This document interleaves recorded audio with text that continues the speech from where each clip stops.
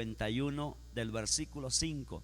Siempre que leo este pasaje descubro algunas cositas. Quiero leérselo en dos versiones. Allí tenemos la Reina Valera, la Reina Valera, y voy a leerle aquí en otra versión. Este salmo es de quién, a ver, de David. Es un salmo de David. ¿Cuántos se acuerdan de este salmo? ¿Ninguno se acuerda? Díganme amén o algo. ¿Se acuerdan del salmo? Es un salmo de arrepentimiento, ¿no? Cuando usted quiera arrepentirse de algún pecado, cuando usted se aburra de algún pecado, lea este salmo antes, porque el pecado aburre. ¿Cuántos saben eso? Pecado aburre, hermano. Aquí este salmo 51 es un salmo que tiene que ver con ese arrepentimiento tan profundo que tuvo David. Mire lo que dice en el versículo 5, y luego se lo leo en esta versión que tengo aquí en mis manos. Dice: he aquí en maldad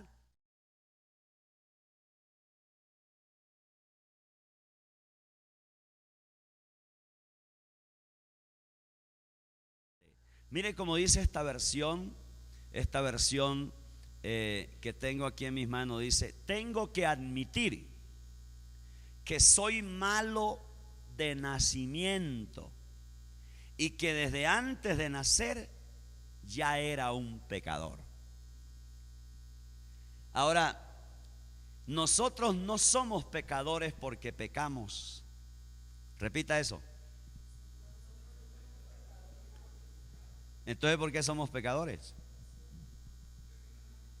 ¿Ah? ¿Cuántos de ustedes saben que no somos pecadores porque pecamos? Somos pecadores, ¿por qué? A ver. ¿Ah?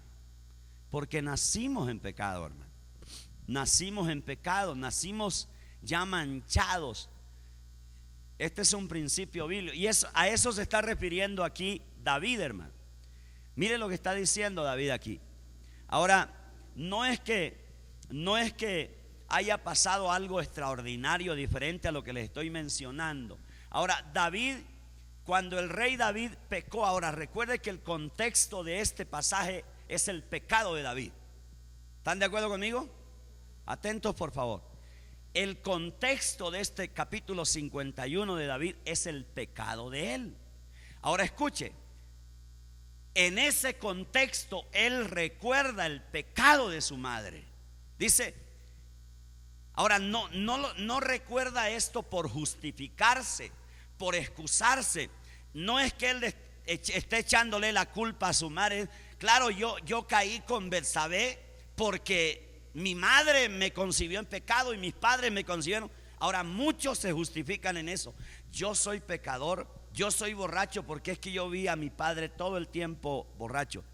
Hay gente que se excusa, se justifica y se siente bien en cierto sentido, justificándose al recordar el pecado de sus padres.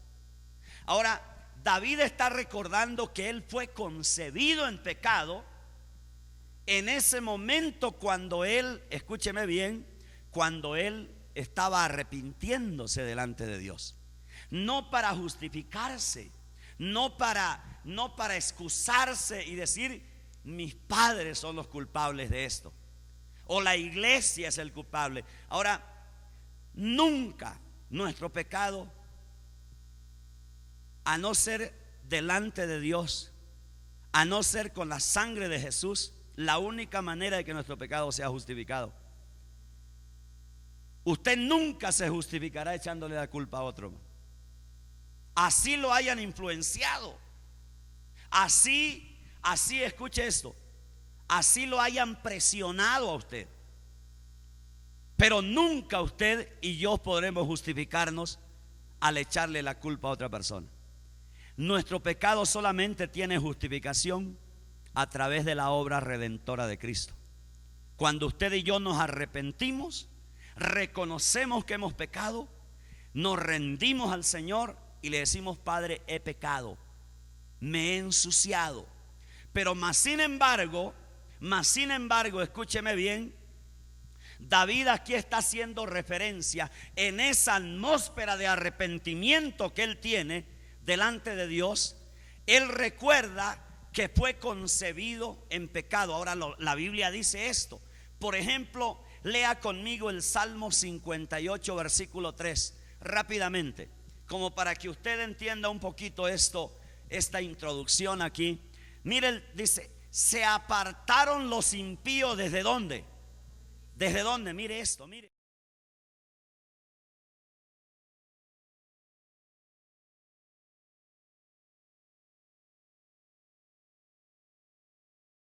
¿A qué se refiere esto?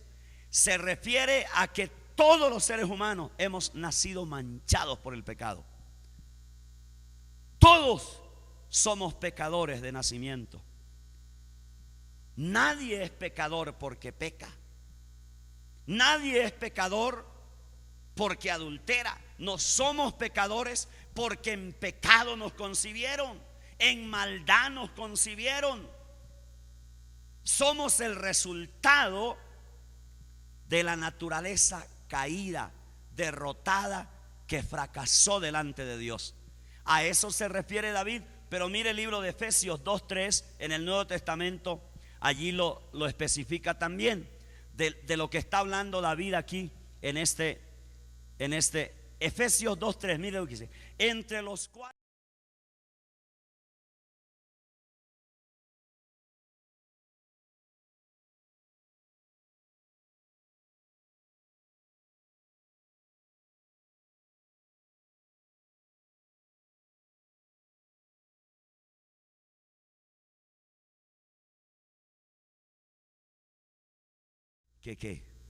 que los demás. Ok, entonces escuche esto. David está haciendo referencia aquí a eso, de que él nació en pecado. Pero vuelvo a decirle, él no se está justificando aquí, sino que en esta oración de arrepentimiento él está recordando esto también, que ese pecado que él ha cometido y que se está arrepintiendo ahora, en cierto sentido tiene que ver con esas debilidades de que nacimos, nos engendraron en pecado. Ahora, pensando un poco en David, escuche esto. David viene de la línea de, ¿se acuerdan ustedes de Ruth y de Boaz? ¿Cuántos de ustedes se acuerdan? Ruth y Boaz. ¿Se acuerdan toda esa historia del libro de Ruth? Ruth y Boaz. Ellos engendraron un hijo que se llamaba ¿cómo? Obed. ¿Se acuerdan de Obed? Y Obed engendró ¿qué? Un hijo que se llamaba ¿cómo? Isaí. Y Isaí engendró un hijo que se llamaba ¿cómo? David. Entonces David venía a ser ¿qué de Ruth y de Boaz? ¿Ah? Descendiente. Alguien lo dijo por allí. Venía a ser ¿qué? Bisnieto. Ahora, David es un hombre que viene de esta línea. Pero David está aquí teniendo un profundo arrepentimiento delante de Dios. Hermanos queridos, no importa cuán contaminada haya sido nuestro nido, hermano. No importa cuán contaminado haya sido nuestro nido. La Biblia dice que el justo puede caer 7 veces y 7 veces se vuelve ¿a qué? Se vuelve a levantar. Ahora quiero que vamos al libro de Primera de Samuel, capítulo 16, porque quiero mostrarles algo en la vida de David, el plan de Dios para la vida de David. Pensemos un poco. Dios tiene un gran plan para la vida de este hombre. Ahora, todo aquí en la vida de David, escúcheme bien, ha sido pecado. Dice él: yo nací en pecado. Y luego él aquí está en este capítulo 51 de Salmos. Él está hablando del arrepentimiento, de cómo él pecó y ofendió contra Dios, etcétera, etcétera. Pero cuando vamos al capítulo 16, vemos que Dios, a pesar de esta condición de David, Dios tiene un gran plan en la vida de David. Empecemos leyendo el capítulo 1, versículo 1 del capítulo 16 de Primera de Samuel.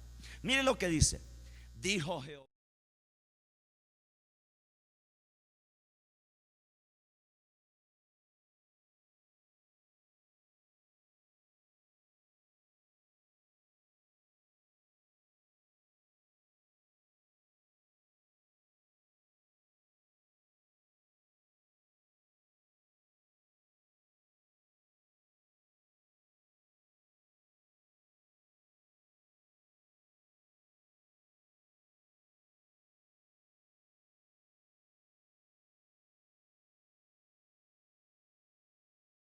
¿Quién?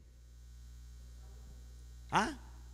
Samuel está llorando ¿por quién? Por Saúl. Y Dios lo reprende, le dice: oye, ¿hasta cuándo llorarás a Saúl? ¿Hasta cuándo llorarás a Saúl? Ahora, muchas veces esta es nuestra realidad, hermano. Muchas veces usted y yo lloramos por personas que Dios ha desechado. Ahora, la reprensión viene porque este hombre está llorando por un hombre que Dios ha desechado. ¿Cuántas veces usted y yo lloramos por personas que han sido desechadas por Dios? ¿O cuántas veces usted y yo lloramos por cosas que a Dios no le agradan? Pero aquí hay un hombre, el profeta Samuel está llorando por Saúl, que ha sido desechado. Pero continuemos la lectura en el versículo 6 en adelante del mismo capítulo. Mire lo que dice allí, cómo continúa la historia. Y aconteció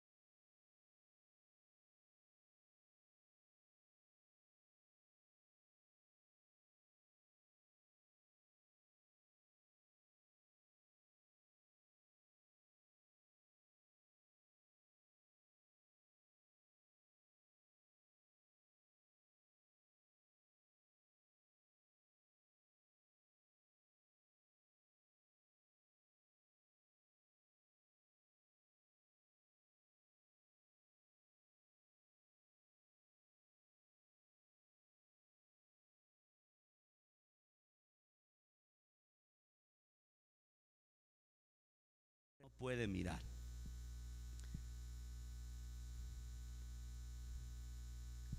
Por lo general es así.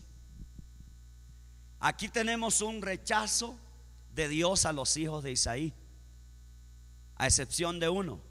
Samuel le presenta todos esos hijos, Dios los rechaza. ¿Sabe por qué? Porque ninguno de estos eran ideales para los planes que Dios tenía con esta familia o con esta casa. Ahora, muchos han malinterpretado este pasaje y dicen: es que Dios no mira las apariencias, solo Dios ve el corazón. Yo creo que cuando Dios llama a una persona, no solamente mira el interior, sino que también mira el exterior. Y a veces decimos: no, es que Dios solamente mira lo interior. Y no es así. Dios mira el interior, pero también mira lo exterior. Una persona, hermano, que exteriormente se descuida, pues Dios no la puede llevar ante un rey, por ejemplo, para que le hable.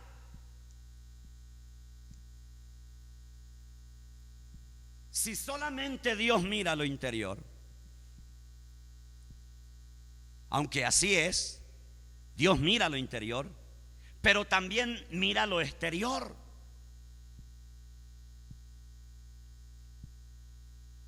Y este pasaje nos muestra en cierto sentido esto. A veces malinterpretamos este pasaje y solamente enfatizamos en lo interior. Dios mira nuestro interior, pero también mira nuestro exterior. Y voy a mostrarles esto. En el caso de David, su apariencia fue determinante para los planes del Señor. Mira el versículo 11 y 12. Mira lo que dice este versículo del mismo capítulo. Fue determinante su apariencia exterior. Mire lo que dice.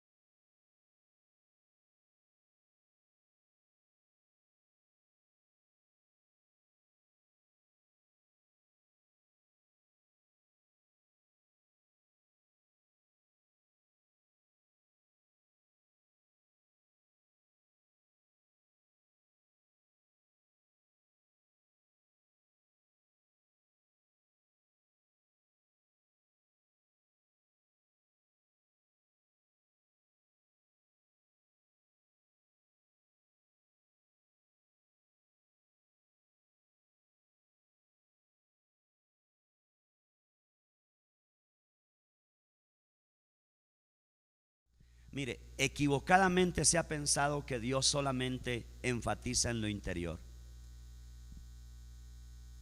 Si tú te preparas intelectualmente, le sirve a Dios eso también. No solamente se necesita sinceridad en tu corazón, no solamente se necesita pureza en tu corazón, integridad en tu vida. Es decir, tu interior tiene que estar bien, pero también tu exterior tiene que estar muy bien. Y en la medida que tú te prepares, pues en esa medida Dios te puede usar más. En la medida que tú te capacites, que seas un hombre que tengas, escúcheme bien, que tengas elocuencia, tengas denuedo, seas un hombre que utilices bien la palabra, que traces bien la palabra, que tengas hermenéutica, homilética. En esa medida Dios te puede hacer alguien agradable, con gracia, para que muchas personas te puedan escuchar. No solamente es lo interior. A veces ve uno cristianos que solamente se preocupan por lo interior pero Dios necesita que también tu exterior. Dice que David interiormente era mejor que sus hermanos, pero este hombre también era hermoso, era bello, era rubio, era esbelto. Y cuando él entró en la presencia del profeta, Dios le dijo a Samuel: este es.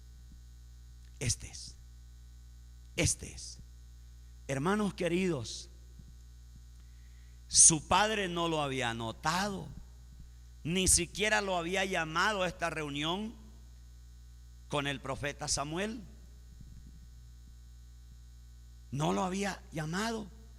Pareciera como si no lo tomara como un hijo suyo. Da la impresión como que él no fuera tomado como un hijo suyo. Sin embargo, los ojos de Dios estaban sobre él, estaban puestos. Dios vio su corazón, pero también Dios vio su apariencia. Hermanos queridos, mi apariencia también es de gran utilidad para Dios. ¿Cuántos saben eso?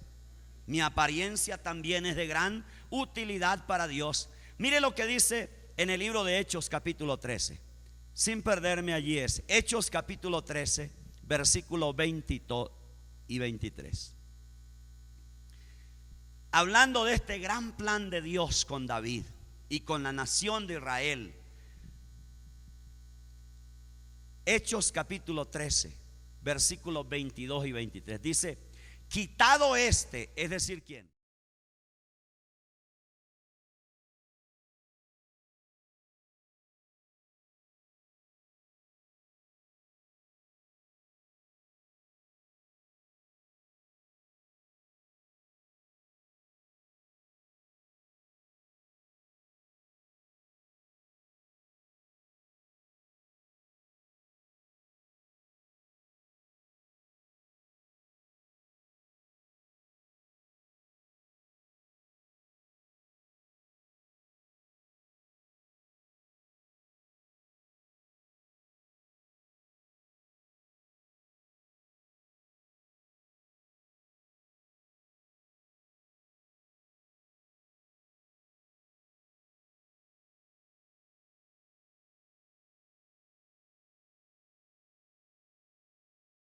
¿Cuál era el plan de Dios para David? Escúcheme bien.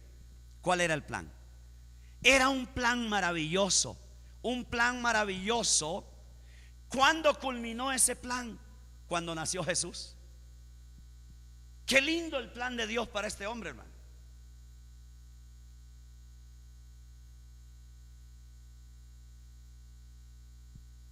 Mire lo que dice: de la descendencia de este, y conforme a la promesa, Dios levantó a Jesús por Salvador. ¿Qué dice? De Israel. Nada fue por casualidad, hermano. Nada. Mire el plan maravilloso de Dios con este hombre. Más que ser rey, Dios lo escogió con una belleza interior, pero también con una belleza exterior, para que naciera Jesús de los lomos de este hombre, para que el Salvador, y hasta ahí cumplió el plan maravilloso que Dios tenía con David.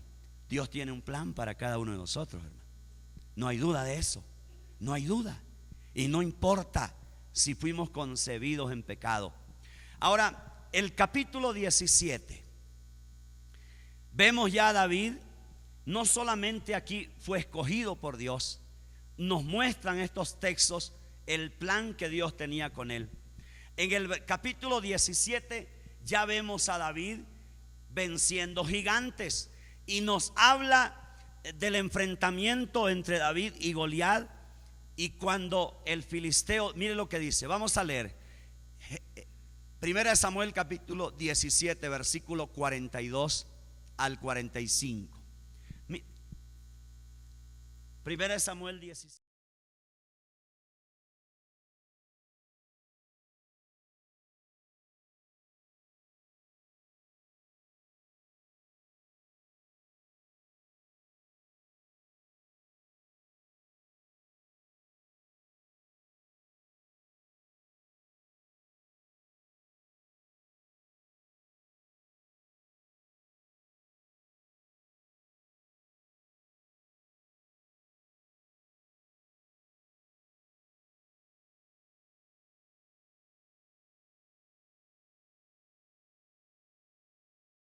¿Soy yo perro para que vengas a mí con palos?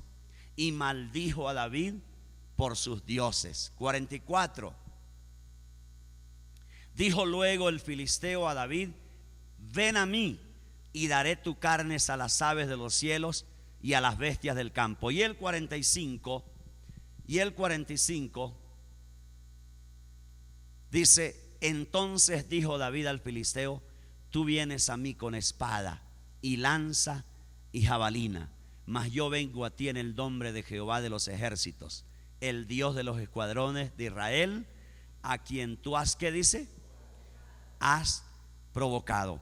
Aquí en este texto vemos ese enfrentamiento y nuevamente en esta historia se resalta la parte exterior de David. La parte exterior de David. Hermano, mire, Yo he visto muchas personas en la iglesia enfatizando solamente lo interior.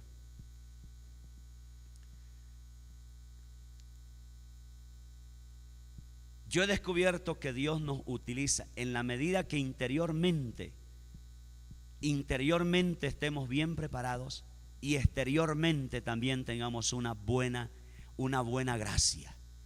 David era un hombre completo, era un hombre exteriormente, era bello, era rubio, tenía un buen parecer, pero interiormente también. Y Dios habla de los dos aspectos de la vida de David.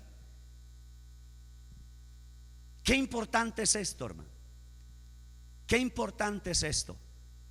Que lo exterior esté bien, pero lo interior esté bien también para poder hacer bien la obra de Dios. Aquí vemos a David siendo menospreciado por Goliat. Ahora David estaba acostumbrado a esto, hermano, a recibir desprecios o menosprecios. En su casa, en cierto sentido, había sido menospreciado. Sus hermanos también lo habían menospreciado. Y aquí vemos a Goliat menospreciando a David. En cierto sentido, David estaba un poco acostumbrado a esto, porque su padre, como dije anteriormente, lo había hecho, sus hermanos. Incluso el rey Saúl también, al cual había sido liberado de demonios, también lo había despreciado. Lo había despreciado porque aparentemente David tenía una apariencia como inofensiva. Y el gigante aquí está atropellándole de una manera con palabras. Y empieza como una batalla de palabras allí entre David y Goliat. Ahora este hombre había provocado a Dios. Había provocado a Dios de una manera tan tremenda. Cuando Dios es provocado, hermano, Dios siempre va a buscar a una persona. Dios va a levantar un representante. Dios va a levantar un representante para que pelee esa batalla. Este hombre había provocado a Dios. Este hombre había provocado a Dios, y Dios levantó un hombre para que luche esta batalla contra este gigante. En el versículo 46 continúa la historia diciendo, mire lo que dice, versículo 46: Jehová te entregará hoy en mi mano, y yo te venceré, te cortaré la cabeza, y daré hoy los cuerpos de los filisteos. ¿A quién dice? Y daré hoy los cuerpos de los filisteos a las aves del cielo y a las bestias de la tierra, y toda la tierra sabrá que hay que Dios en Israel. Ahora escúcheme bien. Qué importante es que la fe salga por la boca. Aquí en cierto sentido note usted que hay una guerra de palabras. Una guerra de palabras. David hasta el momento no ha tomado armas. Sencillamente él está declarando su fe sobre este hombre.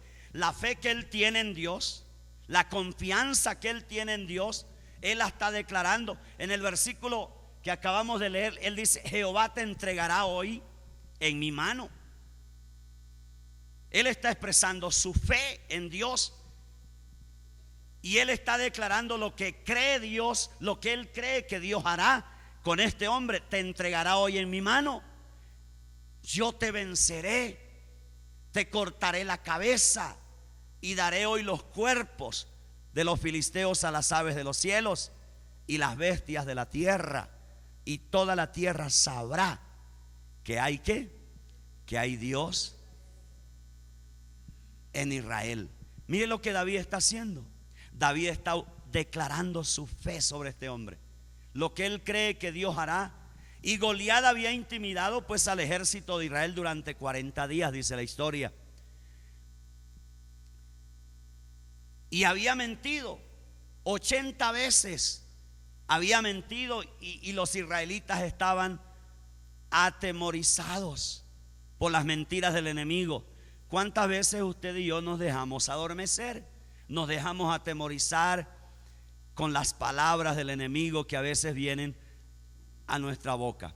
David supo que tenía la victoria en sus manos y por eso él declaraba su fe. Está declarando su fe sobre este hombre, porque él sabía que era el futuro rey de Israel y sabía que tenía que enfrentar gigantes. Por eso Dios lo escogió. Por eso él se sentía tan seguro de sí mismo y había desechado a sus hermanos. Pero a pesar del origen, hermano, que David tenía, a pesar del trato que él había recibido de las diferentes personas que ya les mencioné, despreciado por el rey o menospreciado por el rey, por su padre, por sus hermanos, él creía, él tenía una buena confianza en Dios y en sí mismo. Aquí es otra cosa que quiero mencionar. No solamente necesitamos tener confianza en Dios, hermano, y en su palabra. Hay una cosa que nos mengua, hermano. Hay una cosa que nos mengua, y es cuando usted no se tiene confianza a sí mismo también. Muchas veces yo tengo confianza en las promesas de Dios, pero a veces tengo una imagen muy mala de mí mismo. Hay una diferencia entre lo que es la imagen y la autoimagen.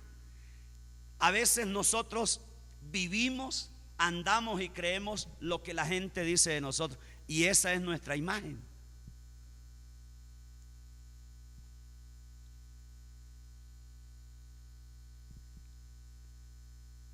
Y hay cristianos que la imagen que tienen de sí mismo es de todo lo que han oído, que han declarado de sí mismo.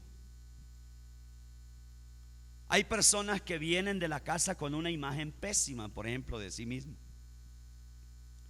Este David podía tener una imagen muy pésima de sí mismo,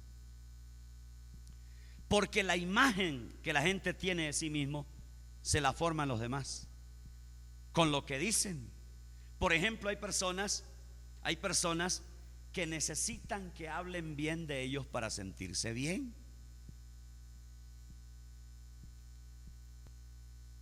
Y necesitan de eso para poder sentirse bien en la vida. Si alguien no los estimula, se sienten mal. Si alguien no los abraza, se sienten mal. Hay personas que viven de esa manera. Tienen una imagen que es el resultado de todo lo que oyen de ellos, de todo lo que les expresan exteriormente. Pero escúcheme bien, nosotros necesitamos ir mucho más allá de ello. ¿Qué es más importante aquí? La imagen, que es el fruto de lo que te dicen, de las miradas, de lo exterior, o la autoimagen, que es lo que tú crees que eres porque Dios te ha hablado, porque Dios te ha dicho. La autoimagen es lo que yo creo de mí mismo y que tiene que ver, escúcheme bien, tiene que ver con mi intimidad con Dios, tiene que ver con la restauración que Dios ha hecho conmigo mismo. Tiene que ver con la palabra de Dios que yo creo en mi corazón. Este David no le importaba lo que habían dicho de él. No le importaba que el papá no lo hubiera tenido en cuenta. No le importó a la hora de enfrentar esta batalla. No le afectó, no le importó. No le importó lo que haya pensado el rey. No le importó lo que haya pensado su hermano. No le importó lo que le está diciendo aquí el gigante. Muchos se desmoronan cuando reciben cosas como estas. Papá no lo invitó a la fiesta, a la reunión profética, no lo invitó. El rey le expresó palabras de desprecio, sus hermanos lo mismo, y ahora el gigante que tiene por 40 días atemorizados a los israelitas, hermano, y este hombre creyó, escúcheme bien, lo que él creía de sí mismo. Eso es muy importante en la vida, que tú tengas una imagen que la encontraste no en lo que te dicen externamente, sino en lo que Dios te ha hablado a ti, en el llamado, en lo que Dios ha hecho internamente en ti, en la comunión que tú tienes con Dios. Desde esa perspectiva yo debo proyectarme en la vida, no desde la perspectiva de lo que me dicen los demás. En un alto porcentaje la vida de los creyentes depende de eso, y por eso mucha gente se hiere, hermano, porque el concepto, hay gente que necesita, creyentes que necesitan, para poder sentirse bien en la vida, que siempre les estén dando palabras de estímulo. Aquí vemos un hombre, no hay una palabra de estímulo. ¿Quién le ha dicho algo? David, tú puedes. ¿Quién le ha dicho, David, tú puedes? ¿Quién le ha dicho, David, tú vas a vencer? Nadie. Todo el mundo lo ha despreciado, lo ha menospreciado hasta el momento. Pero escúcheme bien, él dice, mire, expresa una fe profunda, una certeza. Él dice, Dios te va a entregar en mi mano, Jehová te entregará hoy en mi mano. Yo no sé si me hago entender lo que estoy diciendo. Qué lindo que tú vivas la vida desde esa perspectiva,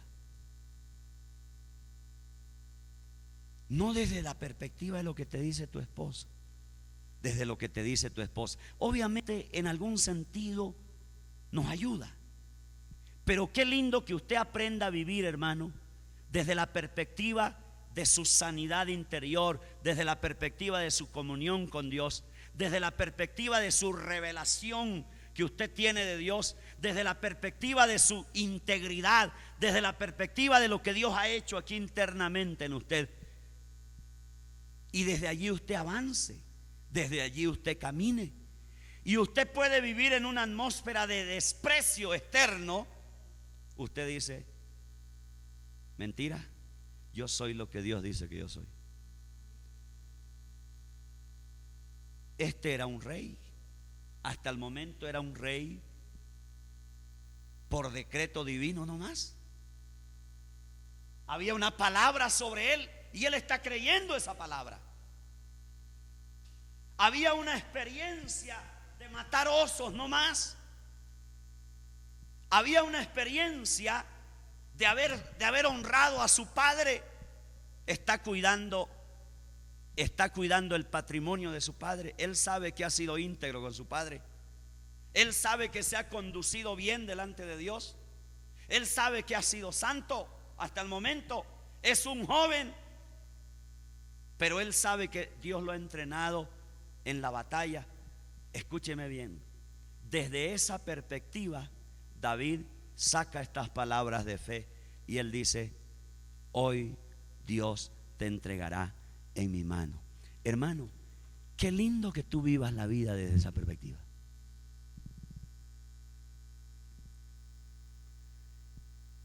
Que tu cristianismo no dependa de lo que te dicen, sino de lo que tú vives con Dios, de lo que tú eres delante de Dios, de lo que tú has aprendido de Dios, de cuánto la palabra de Dios ha llenado tu corazón. Esto me gusta de David, hermano. Esto me gusta de David. David tenía una confianza, tenía una identidad, tenía una autoimagen tan poderosa de sí mismo, que la había basado en esa comunión con Dios. Era un hombre que interiormente estaba saludable. Yo me acuerdo una vez de una profesora que en cierto sentido marcó mi vida, hermano. Era la profesora de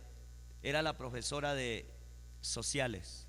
Yo estudié todo mi colegio, lo estudié con curas. el colegio La Salle en mi país, en Santa Cruz, y una profesora, escúcheme bien,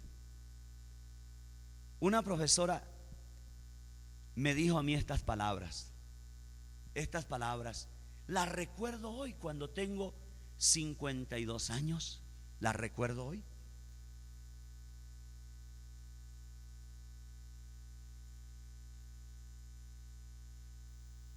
Esta profesora me dijo: me gusta que usted es un alumno excelente en todas las tareas que yo le pongo a usted.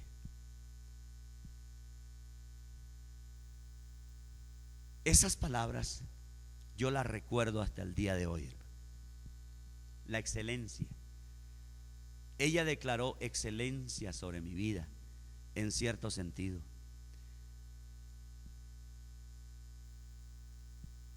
Y yo fui un hombre, siempre me he comprometido con la excelencia personal. Yo soy un hombre que tengo compromiso con la excelencia. Tengo un compromiso de ser excelente personalmente. Lo que yo hago para Dios, lo hago desde una perspectiva de compromiso personal. No lo hago porque yo no necesito que a mí me lo estén diciendo para hacerlo. Escuche lo que le estoy diciendo, hermano. Qué lindo que usted actúe en la obra de Dios desde un compromiso personal que usted ha hecho con Dios. Y no necesita que alguien lo esté empujando a usted, que alguien le esté diciendo: oye, venga, haga esto, porque se lo delegamos, hermano. Sino que desde su compromiso personal con Dios, usted actúa. Por eso actúo siempre con excelencia en mi vida personal, porque hice un compromiso de excelencia recordando esas palabras de la profesora de biología que me lo dijo delante de todo el curso. Le estoy hablando de muchos años atrás. Y yo después de eso dije: voy a hacer un compromiso de excelencia personal en mi vida. Y eso es una realidad. Desde esa perspectiva. Ahora, David era un hombre así. ¿Me hago notar la diferencia? Actuar porque me dicen: hágalo, vaya, mueva, ore, hermano. Usted tiene que orar, hermano.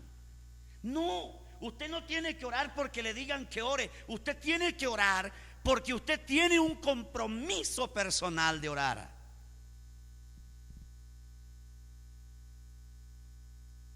Usted no tiene que estudiar la Biblia porque se lo dicen, se lo repiten. Usted tiene que estudiar la palabra de Dios porque usted tiene un compromiso personal con Dios, y desde esa perspectiva usted actúa, vive, dice, declara. Y eso es lo que quiero mostrarles aquí en la vida de David, hermano.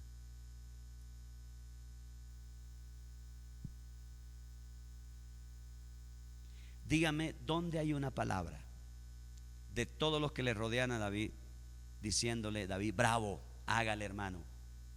No hay, en toda esta historia que usted lee, no hay personas que alienten exteriormente a David. No lo hay. El único que en medio es el profeta que ha derramado el aceite sobre él. Y David sabe qué está pasando. Pero no hay, de las personas más íntimas que es su familia, no hay una palabra que diga: hombre, el ánimo para David. No. ¿Sabe de dónde venía su ánimo? De su experiencia con Dios, de lo que él vivía con Dios internamente, de su compromiso de oración, de su compromiso de intimidad con Dios, de sus experiencias de pelear batallas y de ver a Dios cómo lo había ayudado venciendo osos, leones, de su convicción de que Dios lo había llamado el día que le derramaron el aceite. Desde esa perspectiva él saca estas palabras y le dice: mira, el Dios que sirvo me va a entregar tu vida en mi mano. Y no solamente tu vida, sino la vida de tu pueblo. Hoy los voy a derribar a ustedes. Hoy los voy a quebrar. Hoy los voy a vencer. Si ves que uno, cuando actúa, cuando uno tiene esa perspectiva, camina uno desde esa perspectiva, hermano, la vida de uno es diferente. No importa lo que te digan. No importa si nadie te dice nada. Pero tú la tienes clara en la vida. Eso es lo que yo veo en la vida de este hombre, hermano. Veo eso. Por eso necesitamos ser gente de compromiso con Dios, hermano. Qué lindo cuando usted tiene compromiso. Ahora, escúcheme, compromiso de ser un hombre de intimidad o una mujer de intimidad. Nadie tiene que decirle a usted que tiene que orar, porque ya usted tiene un compromiso. Y desde esa perspectiva usted actúa. Nadie tiene que decirle que venga a la iglesia, hermano. Que usted el día domingo no tiene que faltar a la iglesia. Nadie tiene que decirle eso. Usted tiene un compromiso profundo con Dios. ¿Cuántos de ustedes necesitan para alimentar su imagen? Necesitan que les digan cosas, que les expresen cosas. Es diferente. Es diferente lo que les estoy compartiendo acerca de la vida de David. Cuando tú tienes esta perspectiva, caminas bajo este principio de que todo lo que haces, lo haces desde tu compromiso interior. Todo lo que haces lo haces desde tu compromiso. Nadie tiene que decírtelo, porque ya está escrito aquí en las tablas de tu corazón. Ya está escrito. Y David es un hombre que actúa de esa manera. ¿Me comunico con ustedes? Y por último, un pensamiento más. En el versículo 34, 17, 34, volvemos a leer allí. Capítulo 34, 17, 34, mire lo que dice. Vamos a leer hasta el 37. David respondió a Saúl: tu siervo era ¿qué? Pastor de las ovejas de su padre. Qué lindo esto, man. Tu siervo era. Lo que él está diciendo lo está basando en lo que él era.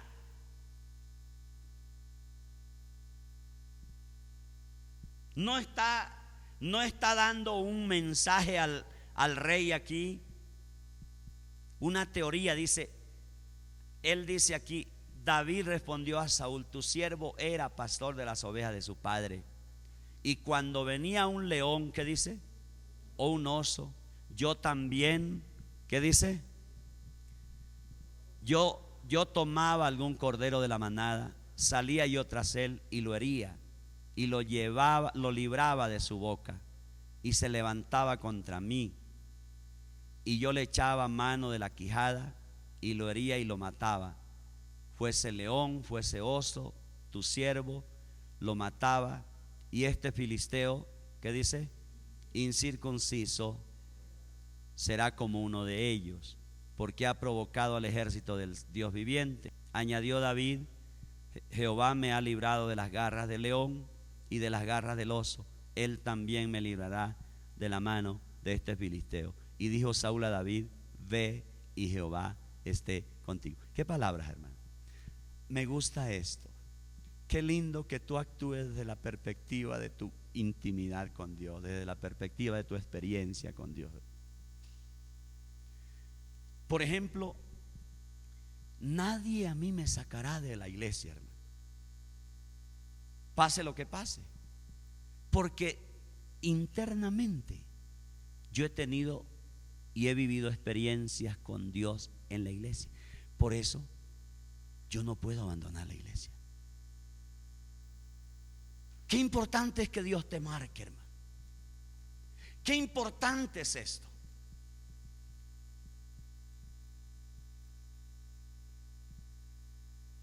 Lo que tú vives con Dios debe ser tu plataforma para vivir la vida, hermano. Y aquí vemos a David profetizando su victoria. Lo vemos declarando su victoria. Escuche esto que te voy a decir. Nadie, escuche esto. Si tú eres un cristiano genuino, marcado por Dios, con vivencias profundas en la intimidad con Dios, en el estudio de la palabra, en el caminar día a día con Dios, si tú eres un cristiano con las marcas de Jesús en tu vida, nadie puede hablar de tu triunfo mejor que tu propia boca. Cuando tú has vivido algo con Dios, nadie puede estar tan seguro de tu triunfo que tú mismo. Porque tú ya has vivido cosas con Dios en el pasado. Tú has visto cómo Dios. Yo sé que algunos de ustedes me están recibiendo esto. Nadie más puede estar seguro que Dios te puede dar la victoria en algo que está en el futuro que tú mismo.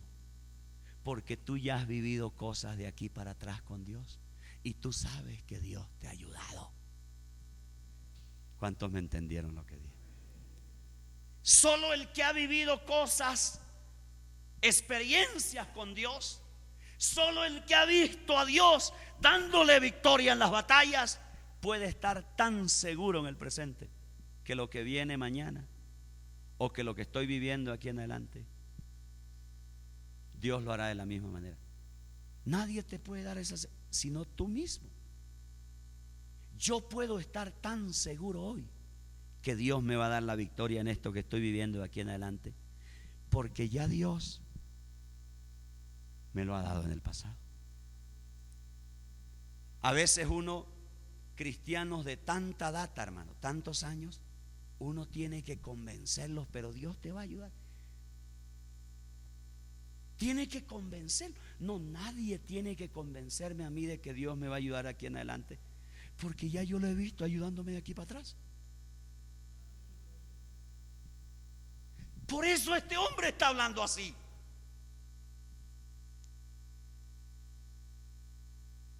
Un cristiano que ha vivido y ha caminado con Dios no puede dudar de aquí en adelante si ha visto cosas maravillosas de aquí para atrás.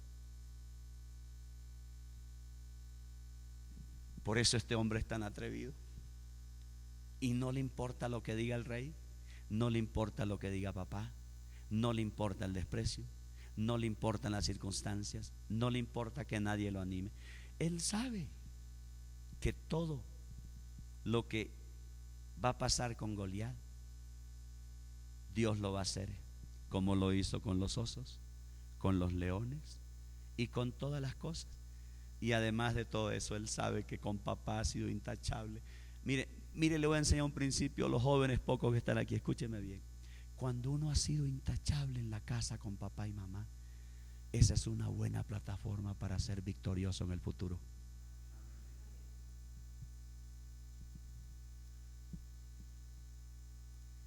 Dios lo sabe. Nunca le levanté una mano a mis padres. Nunca. Dios lo sabe. Honré a mi padre hasta el último día que partió a la eternidad. Jóvenes, ¿sabe por qué David fue victorioso? Porque él fue un hombre que honró a su padre.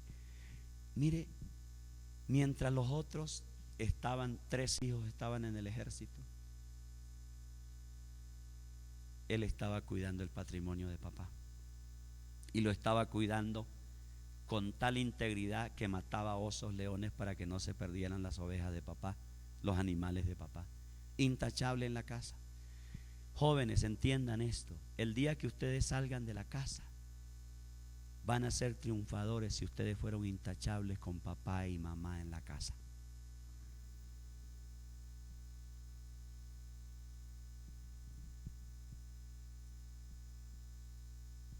A veces estamos buscando quien nos profetice. Todo esto tiene que ver con la ignorancia que los cristianos tienen de la palabra, hermano. A veces estamos buscando quien nos profetice, quien nos diga qué va a pasar mañana. Un cristiano que ha caminado con Dios y que ha visto de aquí para atrás todo lo que Dios ha hecho, él sabe qué va a pasar de aquí en adelante.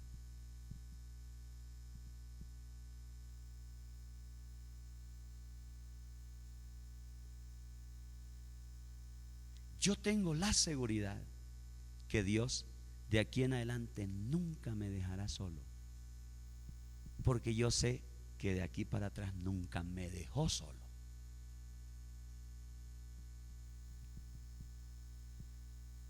Y esa es la mejor profecía, hermano. Es decir, ¿cuál es el mejor profeta para tu vida? Si quieres que alguien te profetice, ¿sabes quién es el mejor profeta para ti? Tú mismo. Tú mismo. Yo sé qué va a pasar de aquí en muchas áreas de mi vida, porque yo sé lo que ya ha pasado de aquí.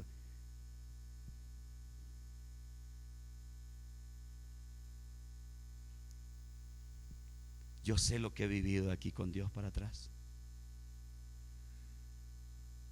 Y eso a mí me da la garantía, es la plataforma para caminar paso a paso y saber qué va a pasar paso a paso de aquí en adelante con nuestra vida, con mi familia.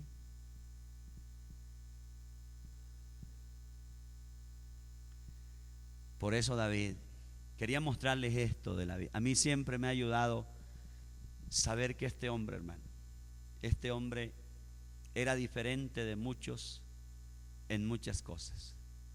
En muchas cosas.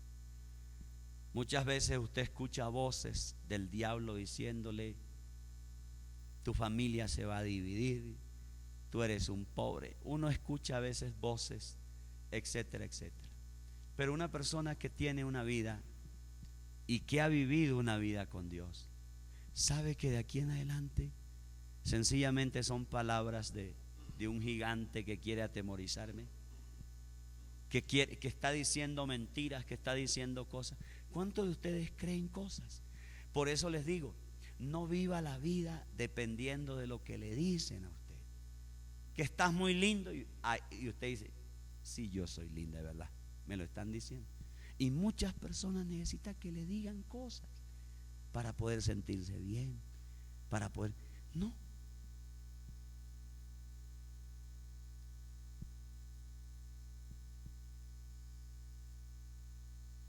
¿Cuántos de ustedes han visto el respaldo de Dios de su vida para atrás? ¿Eso es una profecía para usted ya? Eso quiere decir que si Dios ya lo hizo contigo de aquí para atrás, pues hermano, lo hará el resto del camino que te quede. Lo hará. Si Dios ya salvó de los 10 hermanos que tiene, ya salvó 5. Con toda seguridad, escúchame, con toda seguridad, Dios lo hará con los que faltan.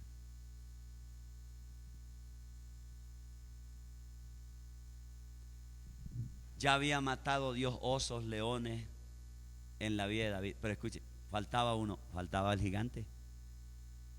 Y él por eso dice con toda seguridad: mire, rey, Dios, cuando yo estaba ya cuidando las ovejas de papá, yo me enfrenté a osos, leones, los vencí, los derroté. Y yo sé, mire lo que dice, yo sé que este gigante Dios lo entregará en mi mano. Y mire cómo el rey se convenció. Él dijo: listo, ven paz, te bendigo, hijo, vaya y hágalo.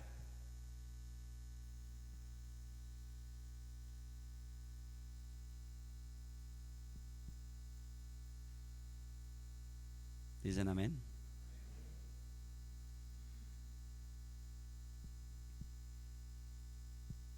Dejemos ahí. Señor, te damos gracias en esta noche. Levante sus manos. Le pido que se ponga en pie unos minutos. Póngase en pie.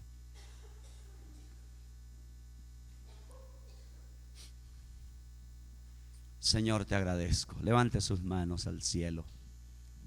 Padre, dígale gracias porque yo he tenido experiencias contigo maravillosas. Recuérdele a Dios esas experiencias. No porque Él necesite que usted se las recuerde, pero recuérdele. David le recordó, dígale: Señor, yo he tenido experiencias tan poderosas contigo. ¿Cuántos de ustedes han tenido cosas maravillosas con Dios? ¿Cuántos de ustedes han vivido cosas lindas con Dios? Dígale: Señor, yo he visto cómo tú me has defendido a mí. Yo he visto, Señor, cómo tu mano me ha librado. Yo he visto cómo me has sanado. Yo he visto cómo has venido salvando. Señor, hoy recuerdo, hace 35 años mi familia estaba perdida. Y tú viniste a mí por primera vez, Señor, en esta familia. Me tocaste ese día, me limpiaste, me perdonaste. Yo me acuerdo que fue un día de lágrimas delante de tu presencia, Señor. Enviaste a un joven de Colombia para hablarme del Evangelio, para presentarme a Cristo el Señor. Yo me acuerdo ese día, Señor. Me acuerdo muy bien de ese día. Me acuerdo todo lo que viví contigo, lo que sentí, lo que experimenté ese día. Y desde ese día, Señor, yo puedo contar tus obras. Yo puedo ver, Señor, cuánto has hecho.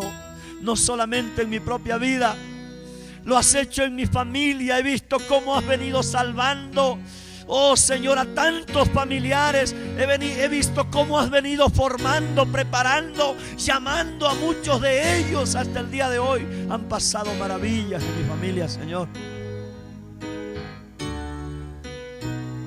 Por eso hoy puedo estar tan seguro. Por eso hoy, Señor, puedo decir que Dios me entregará a mis enemigos.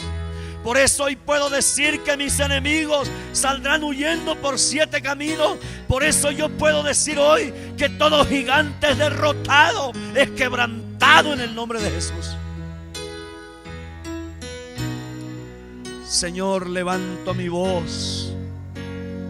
Levanto mi voz en esta hora, declarando mi fe en Dios. Declarando, Señor, que toda mi familia será salva. Declarando, Señor, que tu bendición será mayor cada día sobre mi casa, sobre mi familia, sobre la congregación. Veremos multitudes, veremos muchas familias llegando rendidas al conocimiento. Lo creemos porque lo has hecho desde el momento que iniciamos esta obra. Yo he visto lo que has hecho tú, Señor, en todas las áreas. Lo he visto, lo recuerdo, lo tengo fresco, presente en mi mente, Señor. Por eso yo sé y estoy tan seguro de lo que harás en el presente y en el futuro. Te agradezco, Señor, por cada familia, por cada persona. Gracias. Levante sus manos. Dígale: Señor, me declaro libre en esta noche de esa dependencia del hombre. Dígalo. Me declaro libre de esa dependencia del que dirán, de las palabras que necesito para ser buen cristiano, Señor, del ánimo que necesito de otros para ser buen cristiano, para ser un discípulo decidido, de compromiso. Me declaro libre, Señor, de ese tipo de actitud, de esa mentalidad que me lleva, Padre, a permanecer un niño eterno. Ayúdame a tener un compromiso personal en mi corazón, en todas las facetas del cristianismo.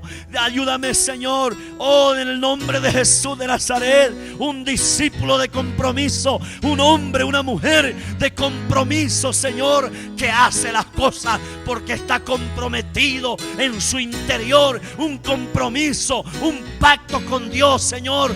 Por eso seré fiel en mi matrimonio, por eso seré íntegro en mi familia, seré íntegro como padre, seré íntegro como esposo, por la convicción y el compromiso personal que tengo con mi Dios. Señor, te agradezco. Dígale, Padre, haga el compromiso allí. Haga el compromiso, dígale, Padre, hoy me comprometo a vivir la vida desde esa perspectiva, desde esa plataforma, desde esa plataforma. Te agradezco. Sé que lo harás, sé que lo harás. Mi casa es bendita, Señor. Mi casa es bendita. Mi casa es bendita.